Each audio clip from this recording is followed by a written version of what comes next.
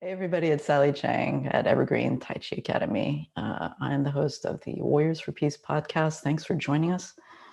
My guest today is Sam Taitel, who I met just recently, just a few weeks ago at the PALMA camp.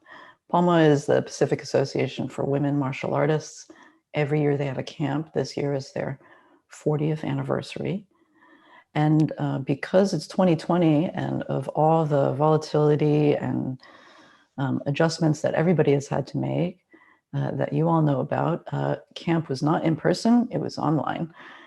It turned out to be a really successful, connecting, complicated, and yet really wonderful community event. I really commend Palma for putting it together in the time that they did and with all the thoughtfulness and production skills that they were able to hold. On that weekend, there was a panel discussion that was only an hour and a half. It was certainly not enough time. I think maybe you feel that way too.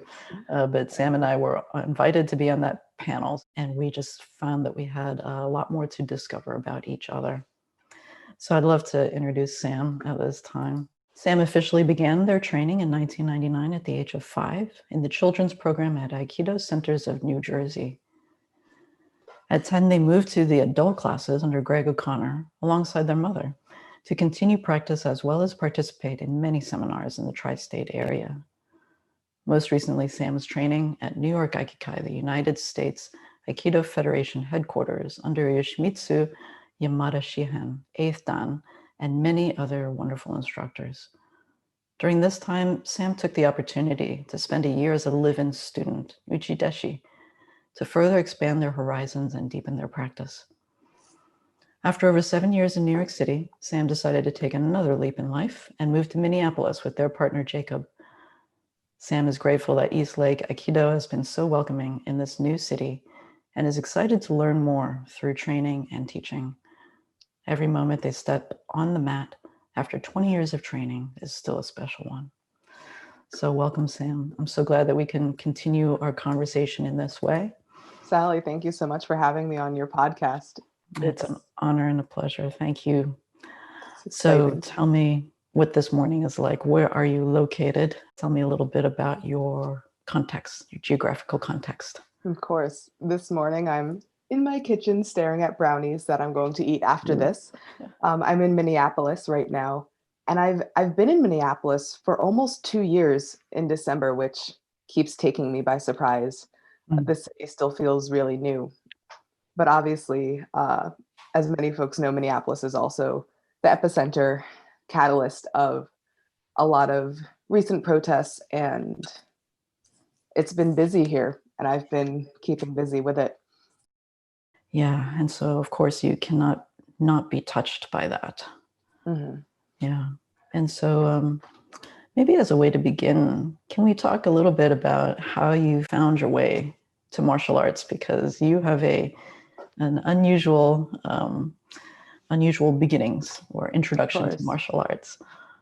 I wouldn't say it was completely voluntary. I was in a uterus. My mother started training before I was born, 2 years before I was born, in New England Aikikai under Kanai Shihan. And her dedication to training was incredible. She was training almost up until birth. And so after I was born, of course, she went back to training and rolling around. So I was put on a basket on the side of the mat and have just always grown up in dojos, looking at the mat, giggling when my mom threw someone huge and big. And I was always drawn. I would follow along with the warm-ups off the mat as my mom trained. And then when I could get on the mat after class, I was already rolling around. But as you mentioned in the intro, officially, I got my white belt at 5 when I started training with David Birch. So I just want to pause so that you can have this image in your mind, listeners. Sam's mom rolling around the Aikido mat with Sam in her belly, almost nearly up to the birth time. She is a strong, stubborn woman. Yeah. But I am so thankful to my mother for bringing me to the dojo, because it has always been a second home. And this I find is no matter the dojo. I've been able to travel and dojo hop, and going to different countries, I've always been able to find that, like, that warm hug that you knew in a dojo setting, because dojos, the discipline, the art, wherever you go, dojos for me have a similar feeling where I can calm myself down in them, because it's just a place that I've been for so much of my life. Hmm. That's offered a really awesome opportunities and windows to get to meet people and travel. So it's interesting because you have this strong lineage in your family. So not just with Aikido, your training lineage, Mm-hmm. but also with your mom. It's like you have this female matriarchal lineage through martial arts, and I just wonder what was it? What was the impetus for your mom to seek out Aikido? Does she also have other family members that have trained in martial arts? Mm-hmm. I don't think that we have other family members that trained in martial arts. My family is really active though. It's always been sports. We put on muscle like nobody's business. We take a walk and we just look jacked. But Strong. yeah, my mom actually practiced Taekwondo for, I would say, about 20 years or something before even starting Aikido. Mm. And that's how she was introduced to Aikido. The Taekwondo club practiced in the space before the Aikido club. Ah. And that curiosity drew her to Aikido. So she was like observing. She was practicing one martial art and observing another one. Yeah, she would stay a little late and stretch, but then wanted to try it herself. Oh, interesting. So tell me about your mom and your family a little bit. Are curse words allowed? Yeah. My mom is a badass. She's awesome. Especially that curse word. She went through college and then decided that what she studied, physics, wasn't for her. She was studying earthquakes. So she went back to school and went to Harvard Medical School to be a pediatrician and doing work where she wanted, reaching communities that may have less access to good health care. And I am so proud and also sometimes overwhelmed by her energy. I say she's like gamma rays and I'm like radio waves. It's a little different speed. Yeah. Wow. So you said that at first she was studying earthquakes? Yeah, in seismology lab. Seismology. That's so interesting because my dad was a seismologist. That is a funny connection. That is trippy. I haven't met many that can say that. Yeah, he studied seismology and he was a geophysicist, and that's how he came to this country. When my family is from Taiwan, Mm-hmm. and he was studying mining and mineralogy and in Taiwan, and then he came to the United States to study geophysics and seismology. So I always growing up, and people would ask, "Oh, what do your parents do for work?" And he was the earthquake doctor. That makes a lot of sense. You put your stethoscope to the ground. What's happening there? Exactly. You listen to the ground's vibrations. Because of that, were you sent to a specific spot in the US to study earthquakes? California? Oh, that's a great question. I actually didn't grow up in California. He went to school in Midwest somewhere. I can't remember exactly which school. Oh, I wish I knew that, but I don't know that anymore. And then he went to Houston, Texas. And then he found some more work on the East Coast. So actually, I grew up in the DC area. So I grew up in Northern Virginia. I went to school in Baltimore. I grew up just above that in North Jersey, and then obviously New York City. Oh, yeah, we were close. Mm-hmm. Yeah. Different timeline, but pretty close. Yeah, so different timelines. So tell me how old you are. I am almost 26 and a half. All right. So you're over the 25 mark. So was that significant? Was that sort of quarter century a significant marker for you? It wasn't. I feel like I was having my quarter life crisis a little before that. There's I feel like millennials are just dealing with a lot in the job market that we not that we expected it to be easy, but it's been really hard. Mm-hmm. So after getting my degrees from NYU and searching and landing an awesome job, I got to work at the Museum of Natural History and in their education department. And as a nerd, seeing behind the scenes of one of the most established museums in the world I was spoiled. That was awesome and great.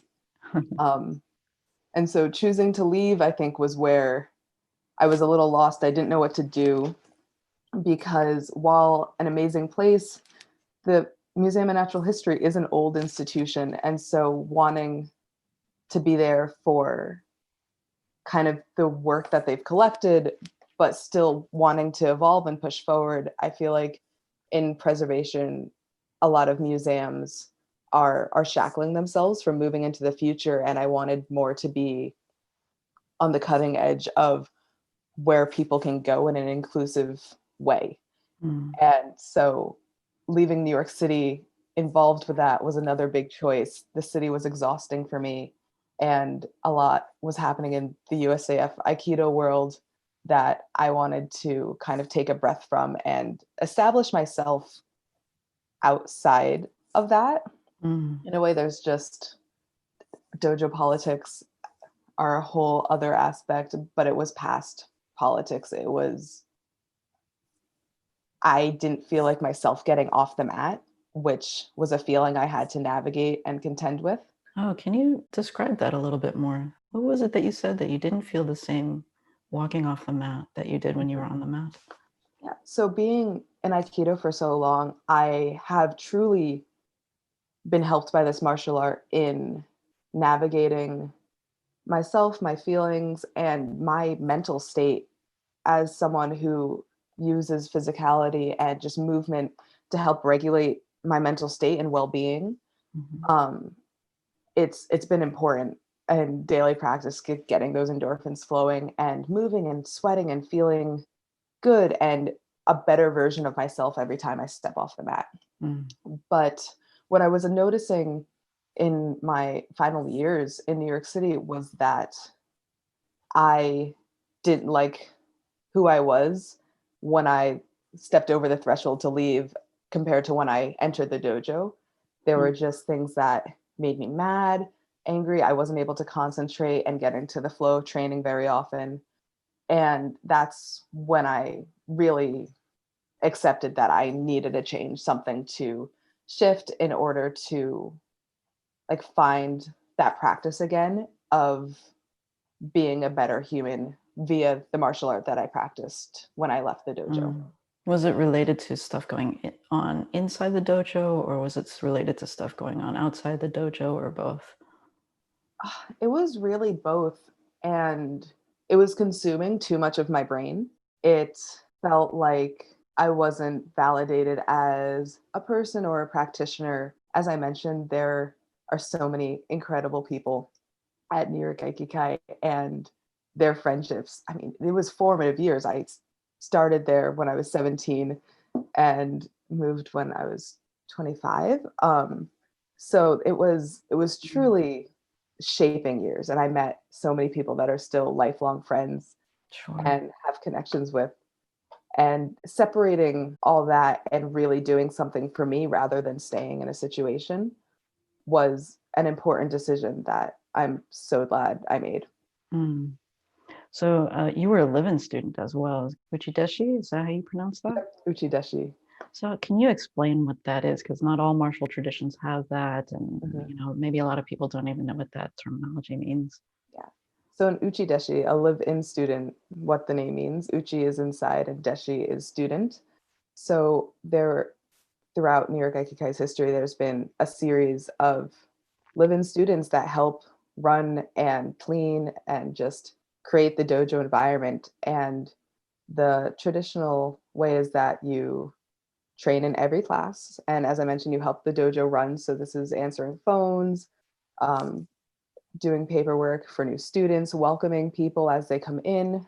And also, when I was there, we helped train new students, or Uchideshi were sent to help new students in their beginning classes and teach them some of the basics before being integrated in the whole class. So Mm-hmm. that was a lot. And then you were supposed to clean. And obviously you were training almost 6-7 hours a day, every day. The weekends were a little bit less.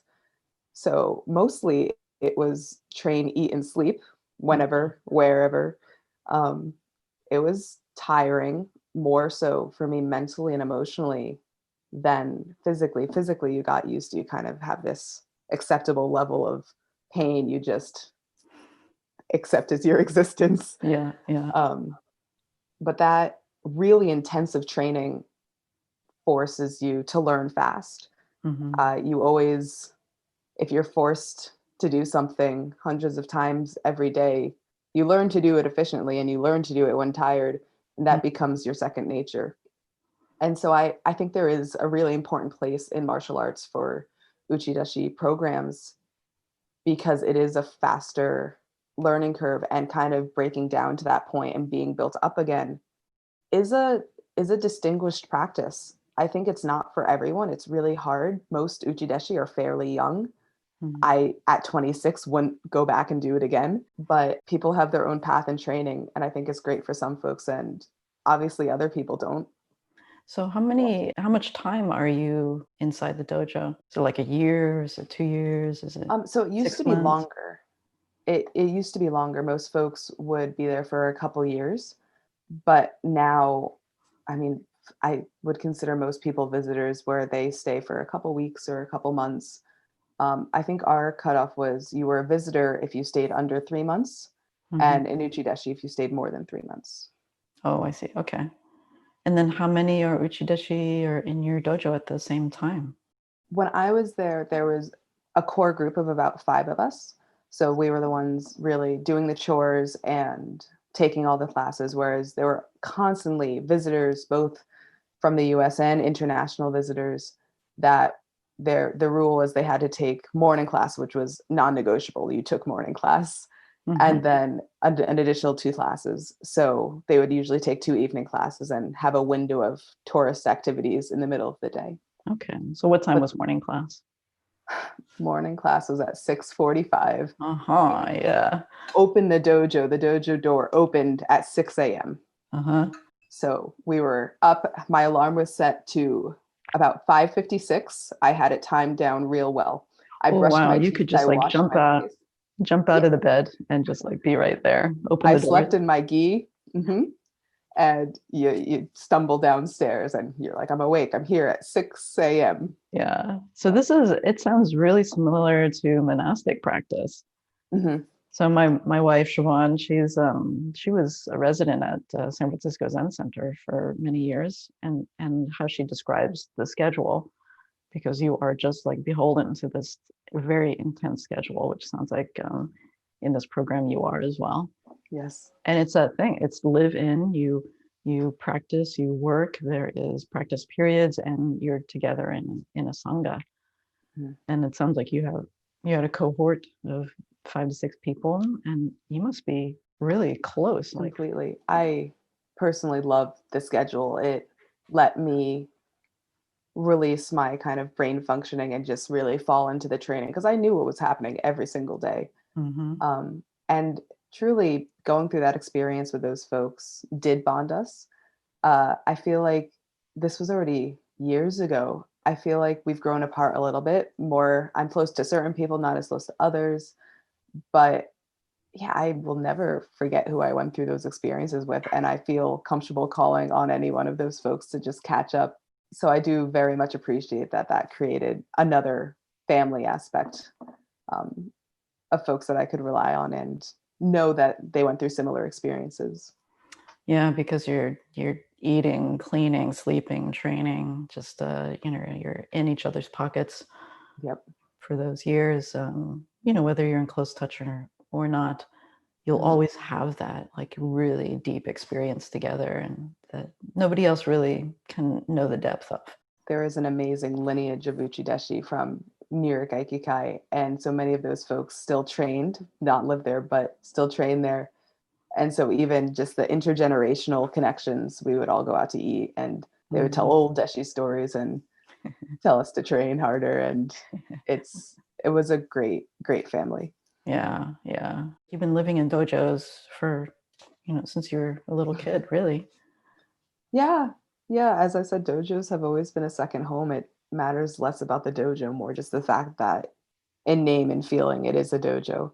And even going to other martial arts spaces, I practiced judo for a little, and that was really fun. Mm. I love cross training and integrating and learning from other arts because I feel like martial arts are this multifaceted, sided pyramid, and kind of the higher you get in any martial art, I feel like they look similar, Yeah. um, because they work from the same aspects. I mean, body mechanics and balance. So dojo spaces, I think, have a similar feeling to me. Mm-hmm, mm-hmm. And then what was that transition like moving out of the dojo? Because actually that was fairly recent for you, just in the last couple of years, right? So I lived at New York Aikikai, and then I moved out to go to college, and I was still training almost every day, but I was going to college, so I didn't train in all the classes. I was very much not living in the dojo. Mm-hmm. My body felt better, in that maybe I put on some weight, but also I wasn't achy all the time. You had more rest. I had more rest. I sometimes slept in. Oh, It was woof. a beautiful thing. You, Um, you could have a day off. yep, I could Yeah. choose. I could choose when I trained. Mm-hmm. Uh, so I can't believe it feels like a really long time ago already. And even moving to Minneapolis, the transition from training maybe like 5 or 6 days a week to training 3 or 4 days a week, are big jumps. But where I am in my training, I think going to the dojo is not the only place that I train, especially through this pandemic, which is the first time I've been off the mat for any real length of time that's not because of an injury. And even when I was injured, the longest I was off the mat was 3 months total in my Mm-hmm. life. Um, I've I've been exploring more sides and just kind of internal integral training of how do I apply this philosophy or breathing and grounding to different situations. It's been fascinating and pushing, but I feel like almost not being in the dojo through this pandemic has been a gift in finding myself as well. It was a couple months of hermitage that I really appreciated, Mm. and it was the as I mentioned, the first voluntary time I was off the mat. So that felt like a growing space for me rather than feeling like I just wanted to get back because I separated my shoulder, had a motorcycle accident, and hurt my hip. It was a place to be comfortable in myself and know that the dojo and the mat space will always be there, Mm-hmm. but taking my training somewhere else. So that's like you're really going internal. All the teachings, all of your experience in the dojo and in community, that's just simply not available anymore. And the addition of like this external quarantine, just not allowing a whole lot of social interaction. And Aikido is very partners oriented. It's Mhm. incredibly applications. You're constantly, working with each other in contact, throwing each other in the air, on the ground, Yeah. grappling, and not having like that people contact with other martial artists, and then taking it all inwardly as you were coming into your own solitude and your personal practice. How was that for you? It was a relief. I love Aikido in the respect that it's helped me with connection, forming connection. And as you said, completely, most of our classes are partner training. And there's a ton of solo practice that can be done, but it's mostly done before or after class or outside of the dojo because class is very much focused on partner training many times. But I've grown up in a dojo to the point where that is my social interaction.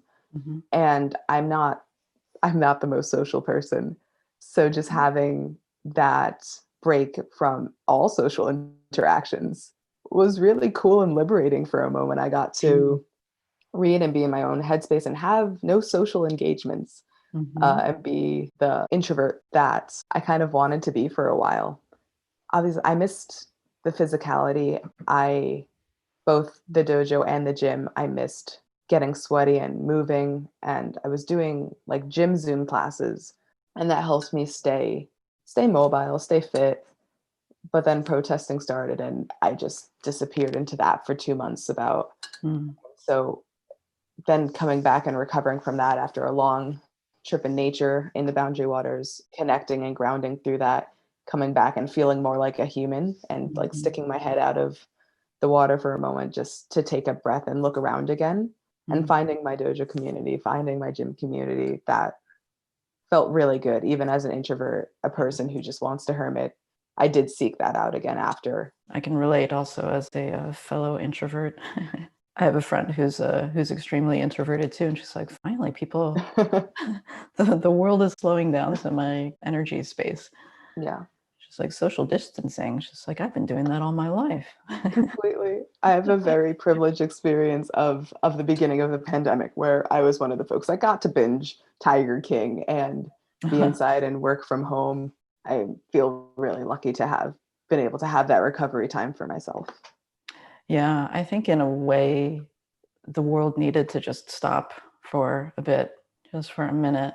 I mean, it's not like it was very long, but just like that return, even if it's like kind of like a shock to not be so busy out there doing all the things out there, and then just to kind of like boom boom boom, like have all the layers like come back to the self is a kind of reckoning, and having it not be a personal choice, having it be like a societal global decision for the sake of saving lives.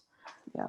And while we were alone, I still think people were negotiating this collective grief in so many ways, because folks still were out there. Certain things couldn't stop moving, and appreciating that and trying to do things every day to put back in the world something better, or at least attempting to. And obviously my mom's a pediatrician, so she was still doing a lot, just through a clinic, which was lower risk, and she had a lot of Zoom consultations, which were good. But obviously so many people still have family and themselves being essential workers.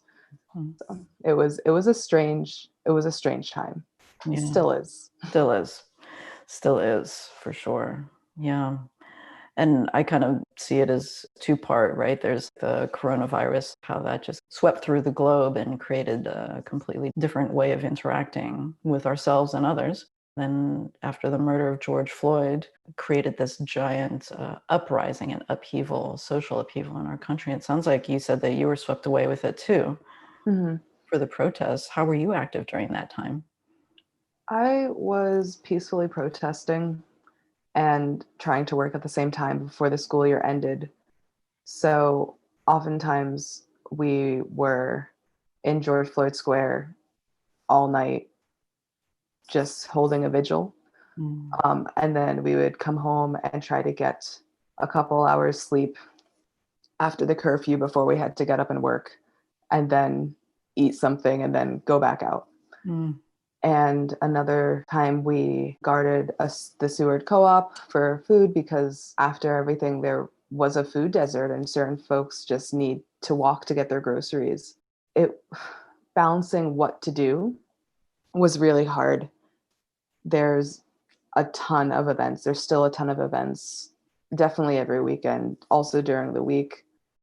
And as I said, going out and doing what is best for you, be that signing petitions, donating, physically being out there, putting your body on the line to protest peacefully. I did what was right for me. Maybe not good for me. I was tired. I'm better than I was, but just sleep deprived and obviously scared, but choosing to be there. For somebody who, as you said, kind of tends towards hermitage and solitude, it says a lot that you would feel so moved to put yourself out there, to be in the center of so much stimulation and voices and noises and this surge of demand of change. It was loud. Yeah. I didn't like that. But it felt like one of the first times in my life where there was a group of people that cared and were collecting around something that was defending my identities. Obviously, How do you identify? I identify as mixed. I'm Black and Jewish. I am queer. And in the Midwest, compared to New York City, I definitely felt that lack of not being surrounded by all these beautiful colors of weirdos. Mm-hmm. And Minneapolis has a huge Somali population as refugees, and they also live here. And I feel like their community is really tight knit. So as a Black person, I didn't feel welcomed in a lot of their communities or comfortable, but they're also mostly the only per se Black faces that I see here. Oh, And so finding other people in communities and just being in marches is overwhelming. Like, okay, this march is really white. I appreciate it, but also that's the most Black people I've been around since coming here. in the And it march, didn't you feel mean? like many. It was a surge. It still is surging. And I'm trying to take that energy with me to do more, to carry forward and stay involved in all the ways I can, be that still physically protesting, trying to write, be active, going on panels and talking to you and being invited to podcasts. I love all these platforms that I'm being offered, and I'm trying to make the best of them. Yeah. As a martial artist, so I mean, I thought that was one of the most interesting things about the panel in Palma was that even within martial arts, the different styles have their different cultures. But there is something that is family-like with all martial artists that we find is familiar. And like, what is the relevance of martial arts in this discussion of race and racism, equity, social justice, dismantling racism? How is martial arts relevant in that conversation and changing culture? I feel like there's so many applications. I can say in the immediate, the grounding that we do is important to not take things personally, to seek and find connection where you think there might be none, and how to draw that connection out, that relationship, even if maybe the other side is stubborn or doesn't want to connect, you can still find your way around. And in order to do that, in order to work with someone else, I think that martial arts is critical in understanding yourself. You have to notice what's happening in your body, your feelings, your reactions, your bodily reactions. Are you tensing? Are you feeling like heated, rushed? That is anger, and assigning those physical symptoms to the feeling. Just being in tune with yourself, because if you're not, you don't know what you're putting out into the world or how you're coming off to other people. Yeah, so like a way of touching into and tracking our own responses, but you're talking about like in a very embodied physical way.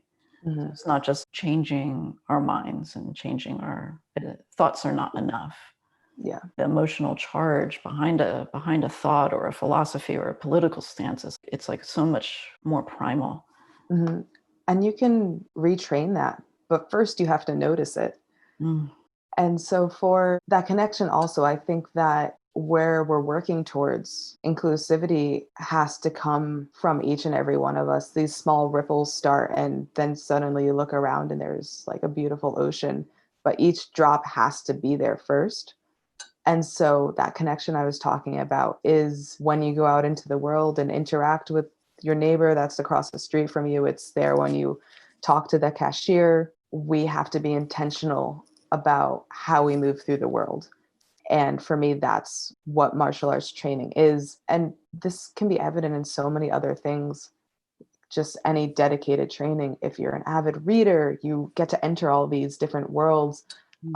If you're an Olympic lifter, you study this one technique and you have to notice what your body is doing, make teeny tiny adjustments for that perfect lift that you're never going to get, but you're going to work on. Mm-hmm. And so for martial arts specifically, I think blending that physicality and philosophy is a great platform for how to move and interact. I think it marries a lot without needing those jumps, like from I'm a runner, but then what's your philosophy? I think martial arts offers kind of those two already married together in a way that a lot of other physical sports don't. Yeah. So there are lots of versions of martial arts. Mm-hmm. Aikido is really well known for its philosophy. So Yeah. even just the name implies the philosophy. And not all martial arts are. So MMA, ring fighting.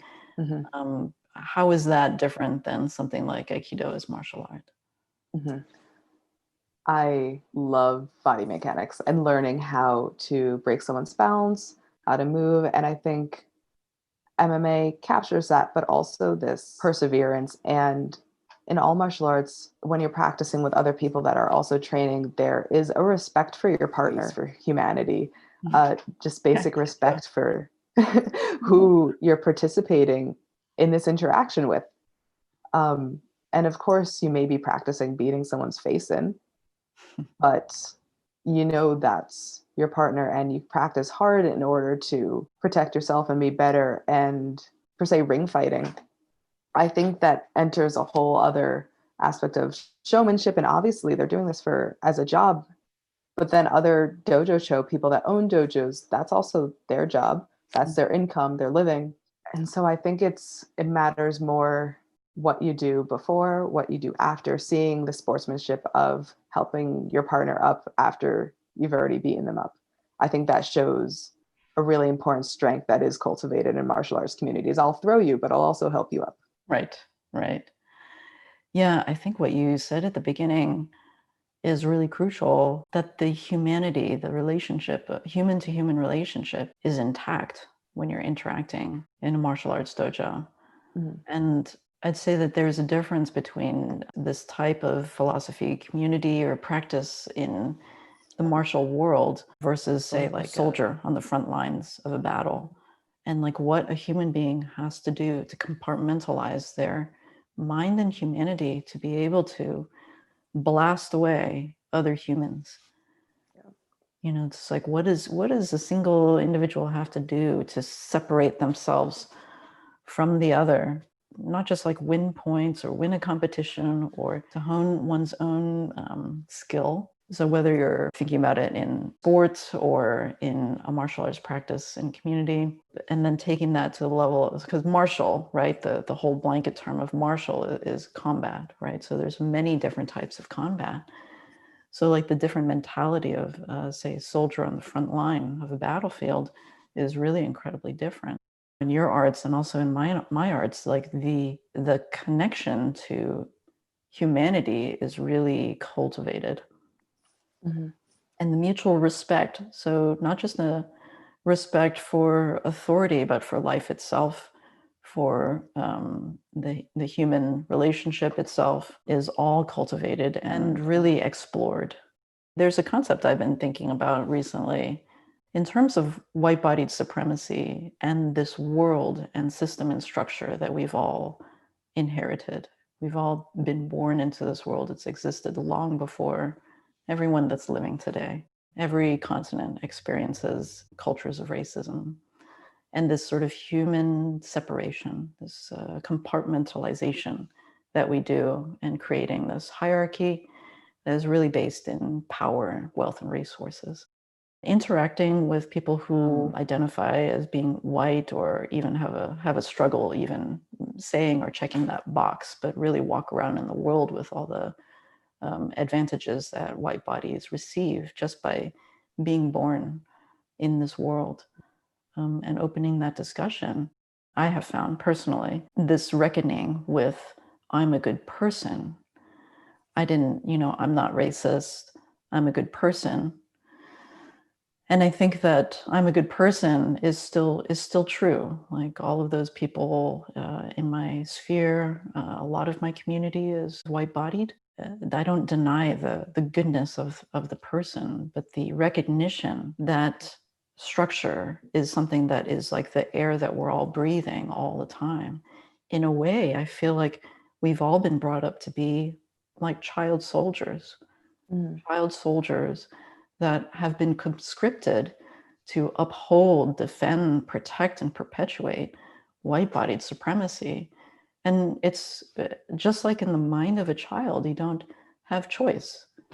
You just are imitating the ones that are in your family circle around you, and you're just doing the same thing because that's what you do to grow up in the world and to survive in the world.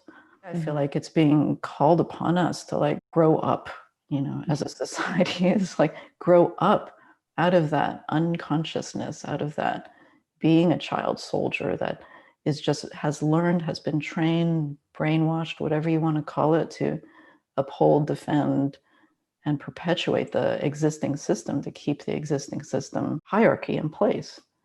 Mm-hmm.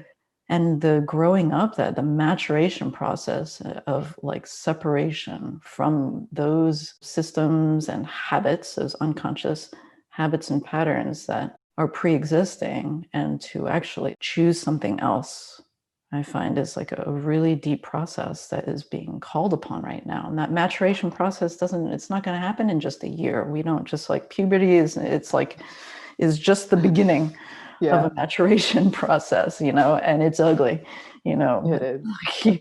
you get, your whole physicality changes, your hormones start to go crazy. It's just like, your personality changes. And in a way, it's like, I think that what's being called for is a personality change through the maturation process of our culture. So these are just ideas been rolling around in my head in recent weeks. And we should expect growing pains, a lot of them. And we have so many models, even before us, before this too. White-bodied supremacy is oppressing, and it's very present. But it's also not the only thing. And we do have history to look towards, to learn, but not get stuck there either. As you said, we have to mature and move forward. And I feel like just embracing who I am, who I feel to be, I've always been pushing back against that. I would raise my hand and just push. I was like, I'm going to check the white box. I am just as much white as I am black. Mm-hmm. And that felt like a paradox that still exists inside me that I'm figuring out, of I'm not white enough to be white, but I'm not black enough to be black. And obviously, if I'm black, I can't even be Jewish. Mm-hmm. And I'm not religious, but my identities are so intersectional and feel like they're in our really binary system. I feel like I'm always at separate ends, and being okay with being me wherever that is on the spectrum. Mm-hmm. Maybe different on a different given day, finding that way to be myself, but also be true in situations. So pulling on different facets of myself in different situations, and knowing that that is an authentic piece of myself that I'm offering up to forge that relationship with, on to move forward, Mm-hmm. and not just whitewashing parts of myself in order to be more accepted, but changing and being a chameleon, but still being true to who I am and who I want to be. Because everyone changes depending on the situation, but it still has to be you. I can't just suddenly pretend I'm something else. Martial arts helps you know where to shine that spotlight within yourself.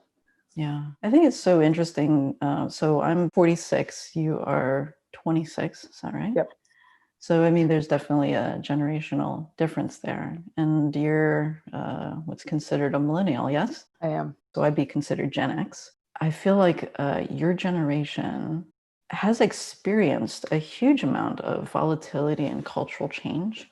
Whereas I feel like my generation, I was really kind of maturing and growing up in the 80s and 90s. There was a stable and growing economy. There were jobs available. The United States was still a respected leader of the democratic process in the free world. Mm-hmm. There were a lot of problems, but there was kind of like this big wave that we were riding of economic fruition. And of course, that is built on the backs of other cultures that are laboring to prop up that economic growth through capitalism. It created this atmosphere where we had a kind of confidence in the future. Yeah. It just felt maybe a little bit more predictable, and that we felt like it was going to be all right. And like I said, this is just like a hugely broad brushstroke outline of my childhood experience. But I find that now, getting to know the millennial generation like you, young leaders, teachers, and growing up really fast in a culture that is changing really fast. How are you managing and experiencing this world from your point of view? And how do you see the future? Or can you even see into the future? I agree with what you said. I think your generation, if you tick the boxes, it's going to be okay. Whereas I feel like much of my generation did a lot of that work and tick the boxes, and we got here and we're like, whoa, we're not okay. Yeah. Very much not okay. We're not okay.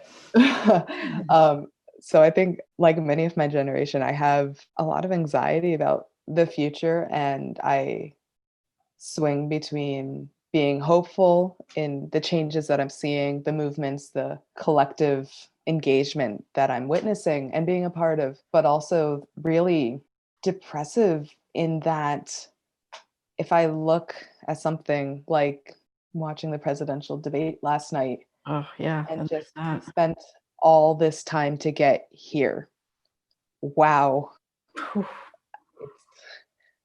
We're here. And so I think it feels really crushing, those like old systems and institutions, understanding why they were set up in the first place, right? To concentrate money and power, and for a few folks to build a lot of wealth and a mass influence, but still questioning, but why couldn't we just be a little better humans as a group? And being frustrated at that, folks being comfortable or just not wanting to rock the boat.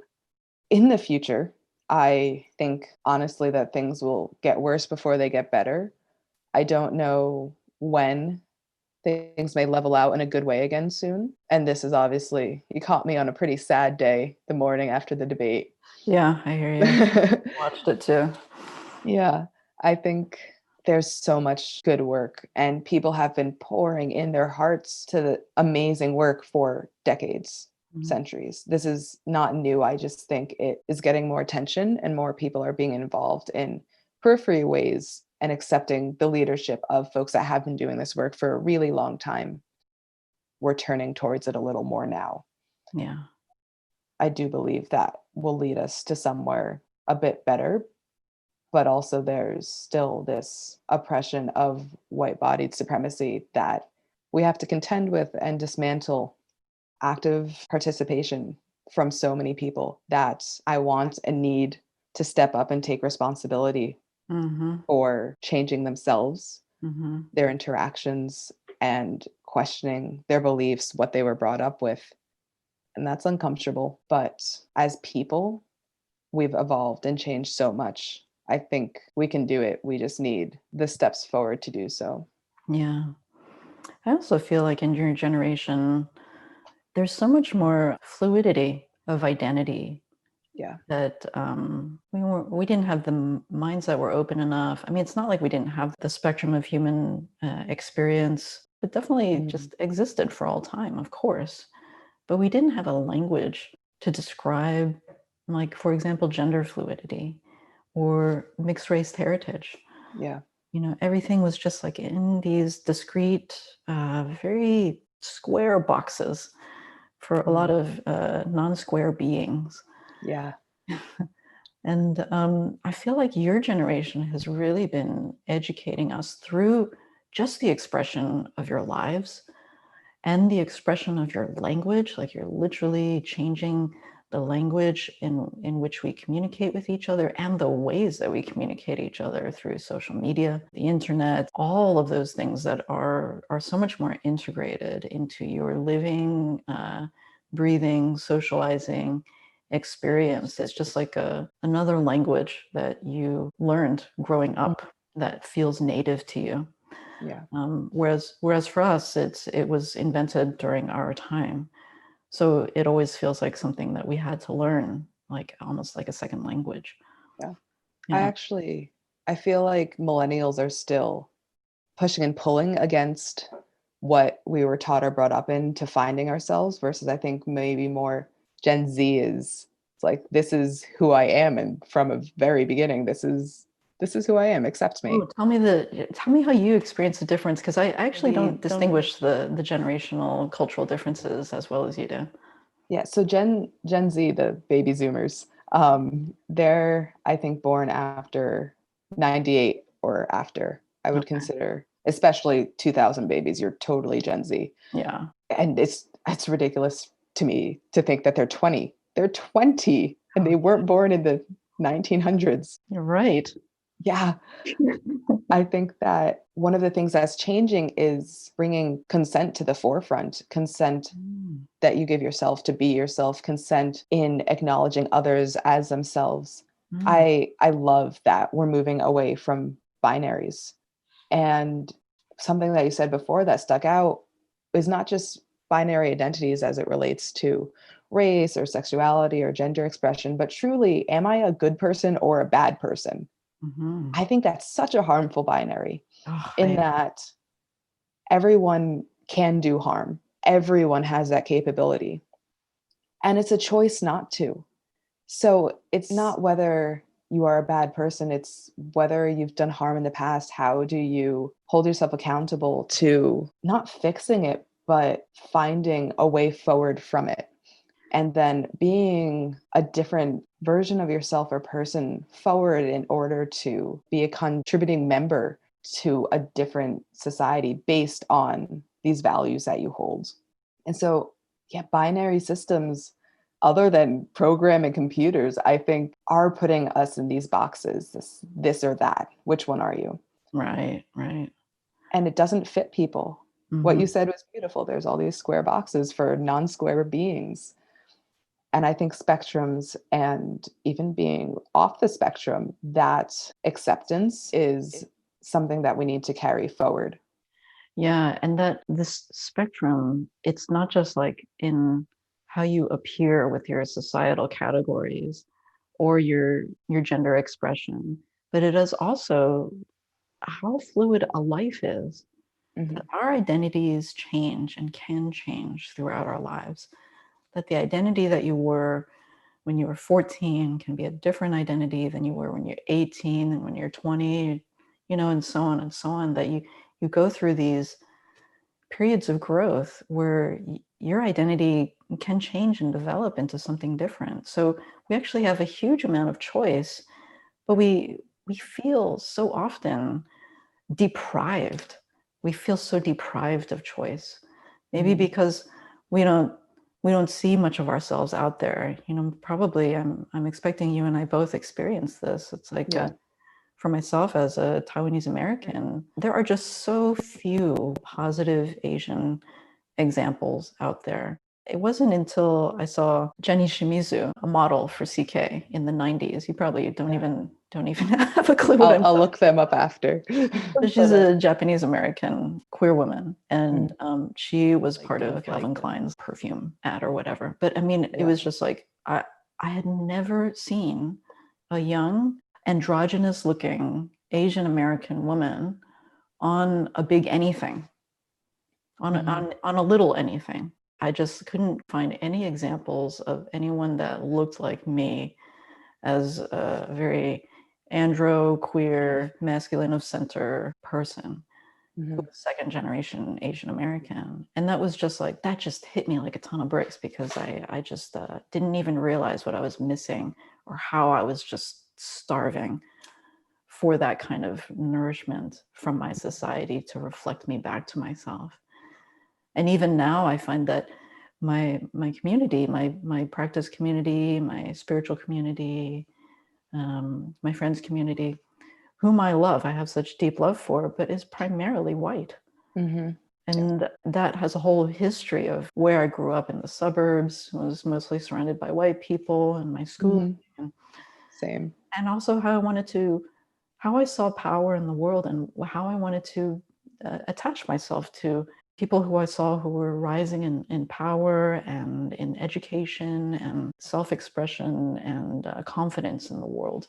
It was like not until I was reaching adulthood and media was becoming more readily available. And finally, there was like more of a generation of musicians, artists, and writers that are Asian American, not just first generation immigrants, but second, third, fourth generation Asian Americans, that actually we have a distinct identity. And that distinct identity has a certain power, including a political power that I find that we have a responsibility to develop and to use, especially in this time, Yeah. Yeah. And not just accept the political views of our of our parents, which were there for a really good reason. Mm-hmm. But it's now our responsibility to change our culture. I also grew up in a very, very white environment, moving through white spaces and feeling really constrained in that. I felt like rather than offering a true part of myself, I was going through the motions or had a mask on all the time. I think this is a little before my time, but you mentioned the model that really inspired you. I think noticing and learning about Grace Jones for me was like that, like androgynous, queer in so many different ways, like strong masculine presence. And I think my generation has had moments of that, of glimmers of hope for the future, in that seeing Barack Obama as president was amazing. But then also feeling like he kind of was forced into the same constraints that I was. And his presence after he left office is obviously so different than when he was in office. And also Michelle Obama, just the sharing of needing to be perfect in order to get anywhere. And still being ripped apart for it. And now getting to be themselves again after so many years, I think is kind of really shows what a lot of folks are going through. It's, I remember bawling watching Black Panther. Not into superhero movies, but just the fact that our generation got to notice what it looked like to have with loads of Black actors, and that just be normalized in a total non-normal way. This is the movie, right? But just being in the theater and getting to watch people that looked like me on the screen, and what, there's two white actors or something, that not be put at the center was so empowering.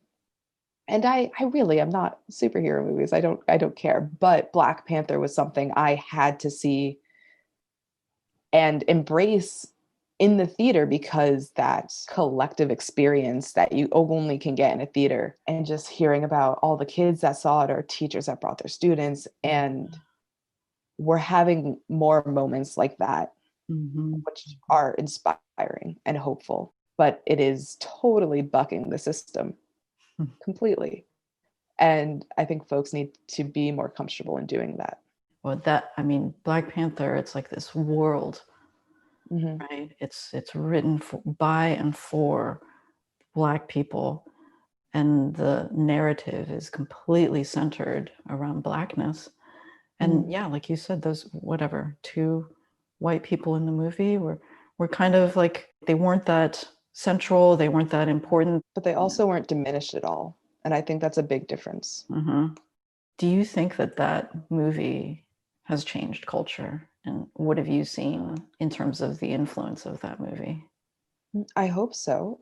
I see young people, especially with Halloween coming up, wanting to be Black Panther. And that's really cool. It's for his values. And I mean, don't send your kid out in blackface, but you can be Black Panther because he's amazing. And I love that while it was a whole separate world per se, the movie finished right with him scoping out a place to bring that technology and world to the rest of the population he was living in. I think the building was in New York or something. Yeah, I think so. But the fact that obviously it's not just this world, it can and will grow, and we're stronger together. Him acknowledging that at the end of the movie was really important, because we have so many cultures and histories to learn from. And diversity only makes us stronger. And the diversity within communities, so that that racial categorizations are a reduction. It's in each race category, there's just such a depth of diversity.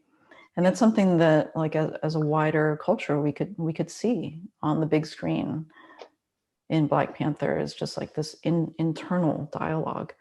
And I think it also points to like the importance of Black artists and artists of color. Yeah, artists make that a reality, make it tangible, something that people can study and experience and learn from. Going back to former President Obama, his portrait artist, Kehinde Wiley, his work is amazing. And it pokes at old systems where he makes really epic, huge paintings to glorify the normal Black and brown bodies. And so to see folks that look like me in these distinguished scenes on horses that are rearing up and lavish environments, it's showing that folks in street clothes are just as honorable and deserving to be in those situations too. Mm-hmm.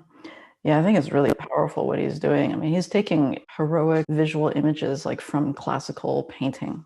Mm-hmm. For example, like what you're talking about, like Napoleon rearing up on his horse, being in charge of everything, or looks epic. And then changing that whole scene into a modern Black man in the place of the heroic, in the place of power, looking straight into the viewer's eyes. Having a posture of power, having a beast that they are in control of, the horse in power of the environment, and how that is just assumed for white-centered culture, that I'm just going to say we, because it's like I was educated in this country, so I've been acculturated to believe in these systems too, that that's kind of like the standard or the assumption. Yeah. And to flip that around completely, to have that image in our minds, that is really important. It's powerful. It is. And not just the image, but truly the space that they take up. His paintings are huge.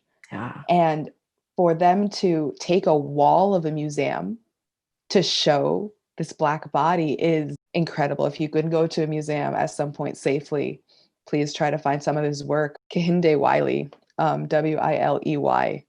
There you go. And so it's not just the imagery that he's inviting people to experience, it's truly the magnitude of the art he creates, and not being apologetic about the space he takes up in museums, which, as I mentioned, are really old institutions. They're moving away from that, trying to. The art, the indigenous Black art that is highlighted in museums, so much of it is stolen. And so for artists to create that work and to be in a museum of their own volition, and that consent is beautiful, rather than seeing like a huge portrait of these important white people. It's changing the narrative. It's using classical techniques. And as martial artists, right, with long lineages, we're studying our past, our history, and these techniques that we practice. A lot of them are old. Yeah. But the evolution is how we apply them, learn them, teach them. And obviously, for me personally, it has held great value, that learning and practice. But it's not going to be the same after it flows through me. Right. Yeah, that's what you touch on. Is it's really important dialogue to have in the martial arts world. And I'd say like even in spiritual communities, say like for Western Buddhism also imported these beliefs and practices into a different culture. And what's our role in that? I find that in my own practices, which is martial arts, traditional Chinese martial arts, Taoism, and traditional Chinese medicine, that there is a certain amount of the student population, for example, and practitioners who are interested in the archiving. You worked in a museum. So it's like this kind of collection of what was before, and the preservation of that structure moving into the future, like in the same way. And then there's this other aspect of it, because we're all family. So there's going to be a lot of different iterations of how we think of the evolution of the art form. So there's another role in innovating. Like, how do you find that innovation plays a role in something like a traditional martial art like Aikido? Yeah. I think that for martial arts, everyone's body is different. Everyone individually is different. So the same thing that per se a master did or a sensei did before doesn't apply to our bodies in the same way. And aspiring to do it just like them or to be them isn't helpful, because you're a totally different person. I think that right now, my generation especially, and in this evolution of martial arts, we're really trying to not put people or certain things on a pedestal. I don't think much belongs on a pedestal. As you said, definitely accepting and learning from the past and just acknowledging it, really moving forward and developing it to fit ourselves, our bodies, our minds in a healthy way. And then passing it on in a new way of teaching, maybe, because, right, there's a lot of traditional aspects, especially for Aikido or maybe in Japanese culture. You're supposed to steal. You Mhm. only learn through watching and stealing. Mhm. And that archival nature is very secretive. Right. Yeah. And They're gatekeepers. yeah, Yeah. we know that a lot of people don't learn that way. But for martial arts, when certain values and applications are so helpful, I just, why be secretive about it when, as you mentioned before in our previous conversation, there's value to kind of a vetting system Uh-huh. uh, of protecting knowledge that can be damaging or important. But I think they're more so outweighing certain aspects. There's so much to share, and we have to do so in a really mindful fashion. It's a different way of teaching and learning. And I think it should fit your body. What you practice should fit your body. It's going to shape and change your body and Mhm. your mind too. You shouldn't have to like squeeze yourself into a box Yeah. in order to be accepted or Or progress. lose your own humanity or individualism. Mm-hmm. T.T. Liang wrote that book, Steal My Art. You put in the time and you hone your observational skills, and then you learn by observing, and then you are very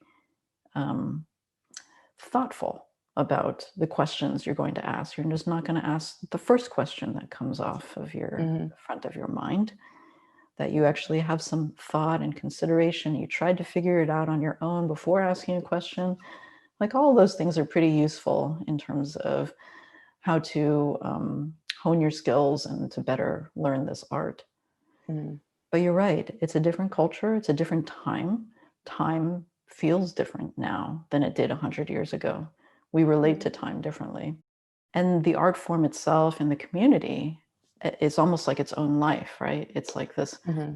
interbeing life, right? It's like a biome, the community, Yeah. your dojo or sangha, and that community in itself should have a growth cycle and an evolution. Mm-hmm. One of the big things that we're contending with right now are these pre-existing structures and hierarchies. They just don't function anymore. Maybe they functioned in the past or functioned good enough where the rest of society could just grow in a way that it felt like was healthy enough.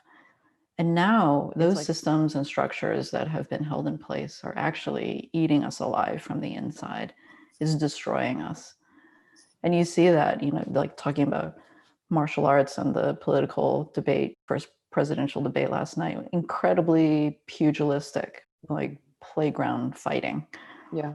That is an option of expressing a kind of martial behavior, right? A fight. And if you're going to go into a conversation expecting it to be a fight, you're going to get a fight. So if somebody comes in wanting a brawl, you're going to get a brawl. So it's like our point of view of how we enter into relationship really matters. Yeah.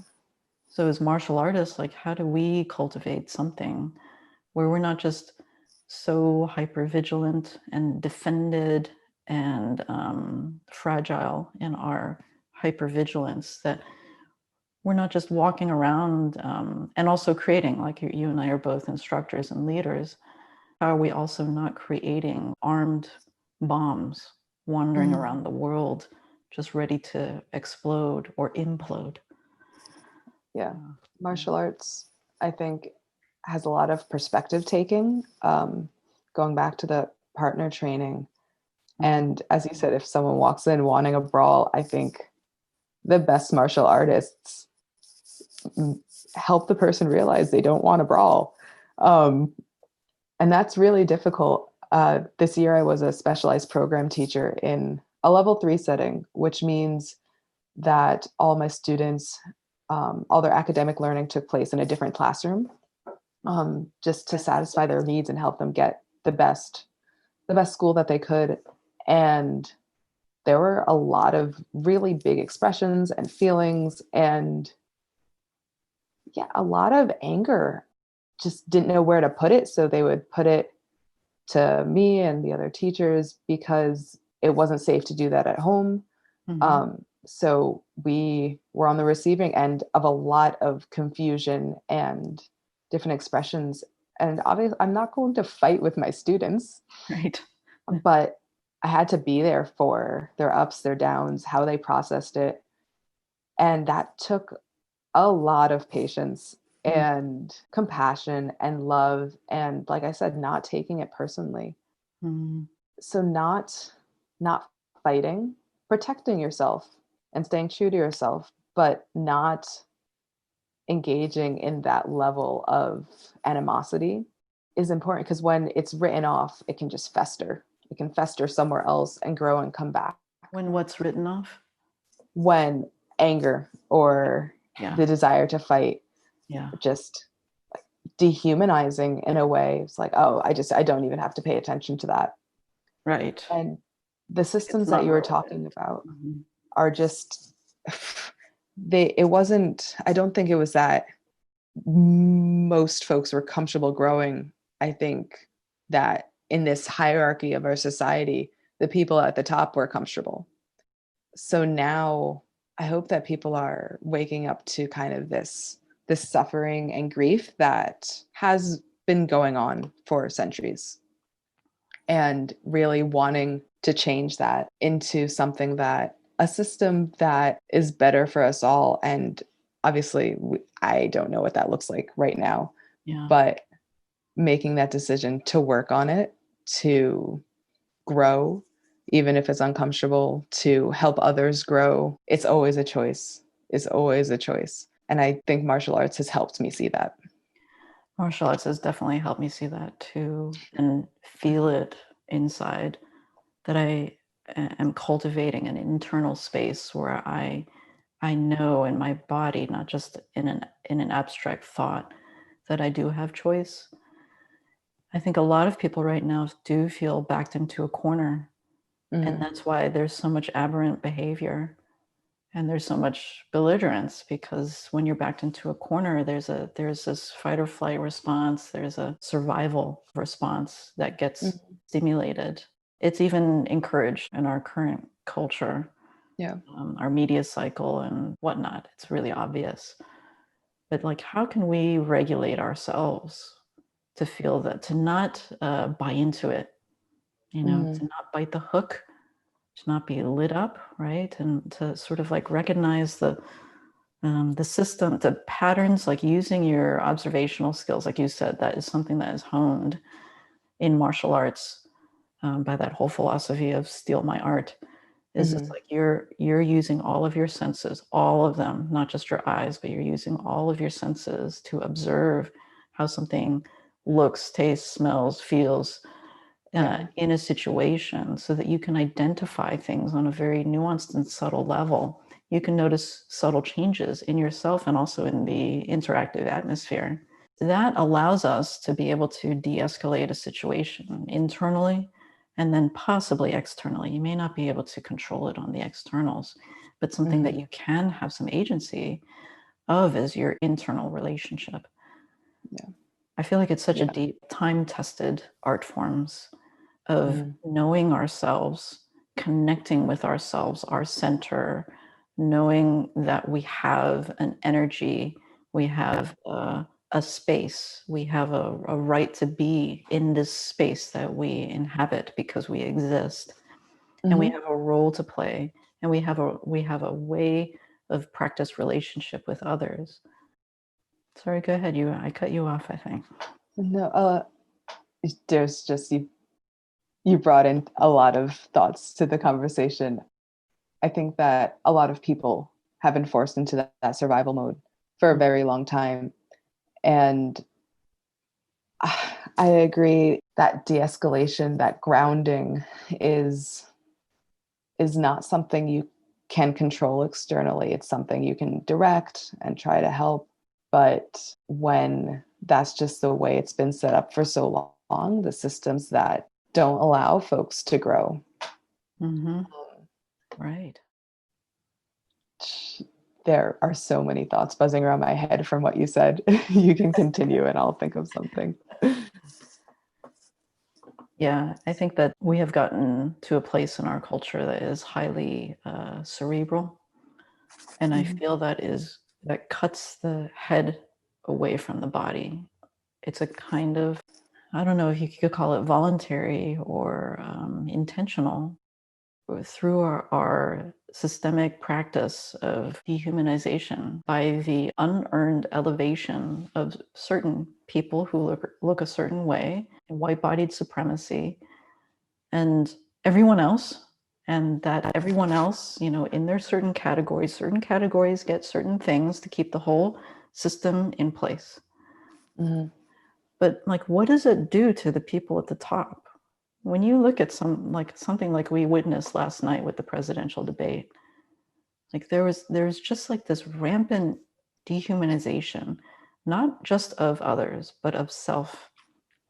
Mm-hmm. And so I really feel like this like voluntary or involuntary decapitation, where like this ideology of a self that just deserves a certain privilege or advantage, or deserves to keep all the wealth or resources that they have just because they want it, is so unrelated to the common earthly human experience in the body.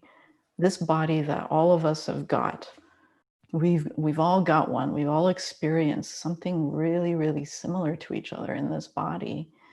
But through our educational system, through our professional hierarchy in our society, our familial systems, there's this separation that happens of mind and body.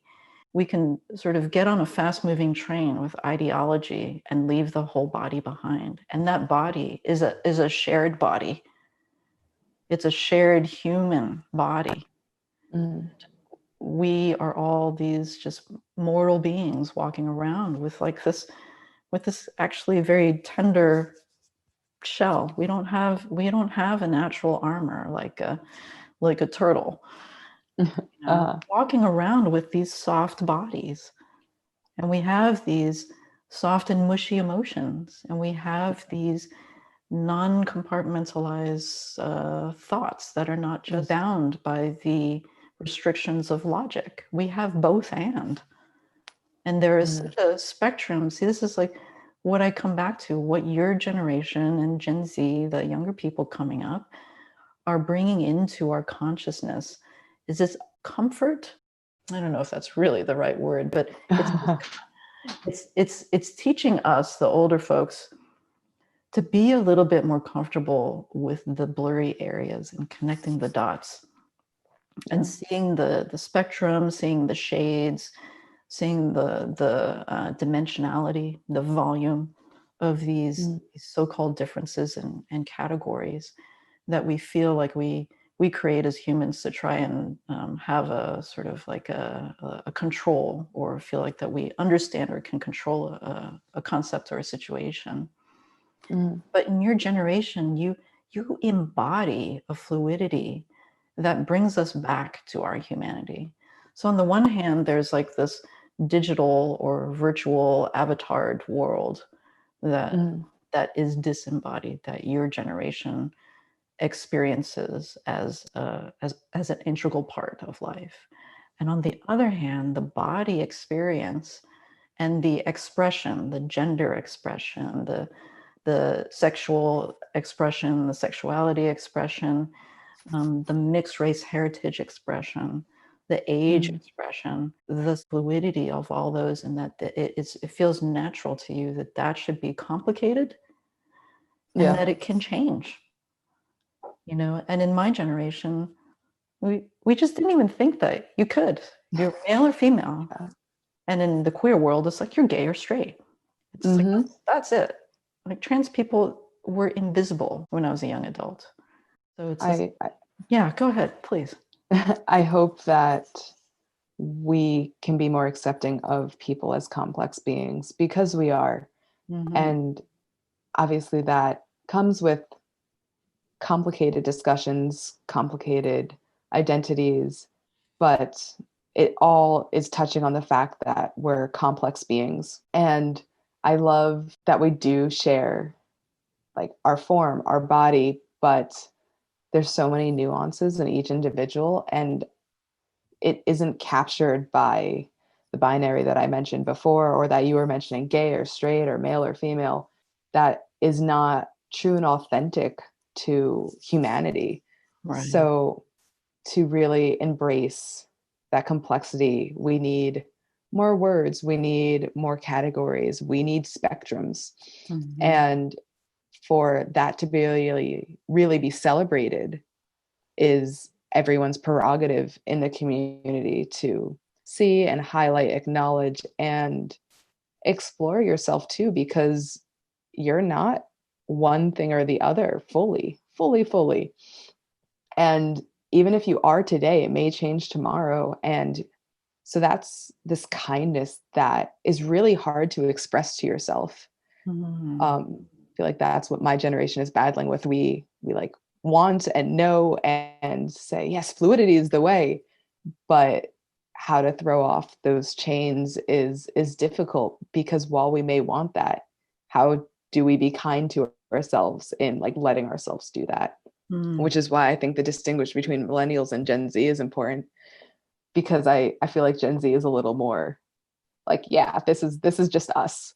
Mm-hmm. But millennials are, okay, I know this is me, but I know that's what previous generations want me to be. I know the box that I'm supposed to be in. The expectations. Yeah, the expectations are crushing.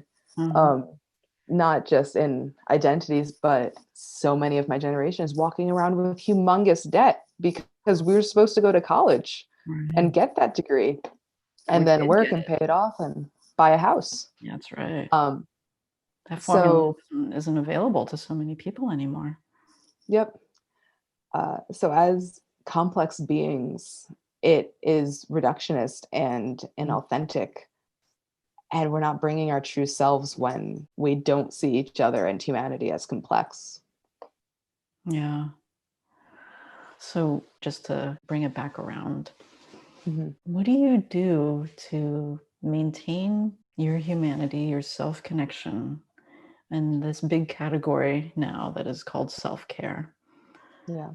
And how do we maintain and sustain this level of changing our previously held beliefs? And you know that's a long game. It's not going to happen by next week or next year or the next 10 years. It's a process. Is there something that you practice? Thank you. I agree, it's a process, and I hope the process never stops. That's right. I move. I want my body to sweat, and I want to feel my body work. That feels really good, and it helps me get away, escape from my brain for a moment when I'm in my body, and I can return to feeling powerful and grounded without feeling heady. My body status informs my mental state a lot.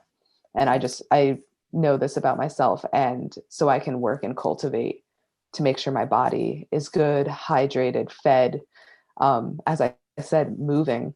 And in order to really level out what I'm working on mentally. I also read.